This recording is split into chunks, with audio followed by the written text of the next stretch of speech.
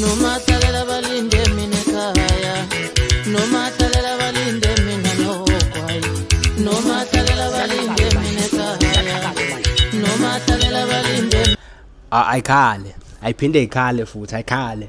Ubaba Macingwana ungizwe Mchunu inkantolo iRandburg Magistrate Court isimnikileke ibail, isimgrant ibail emva kwesikhathi eside ehleli ngaphakathi esitokisini, ngoba phela siyakhumbula ukuthi kuleli aviki bathi may apply ibail bathi uflight risk, okuchaza ukuthi uyingozi ukuthi angase abalekele ingalo yomthetho. Ngakho ke base bamnqabela ke ibail, kodwa ke we know the basis of that ukuthi it's just a 50-50. Ngeke sazi ukuthi kahle kahle wayevele at risk noma kuyindlela nje yokumgcina esitokisini, kodwa ke sebemnikileke ibail ngenxa yokuthi state siyabona ukuthi they have no case against uNgizwe Mchunu. It's just ama video nje lawa betrenda, akukho la ngempela incite khona or a promote khona ukuthi akhanje kuyolutha or violence.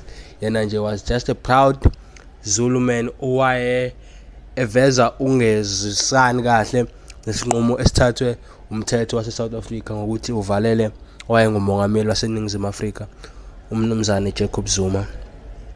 Siyajabula ke sonke sisizwe ukuthi uMacingwana usephumile, usezokwazi ukuthi ke aqhubeke asenzele nje content emnandi lokho ethi ayikhale bese simkhumbule ubaba Macingwana kakhulu.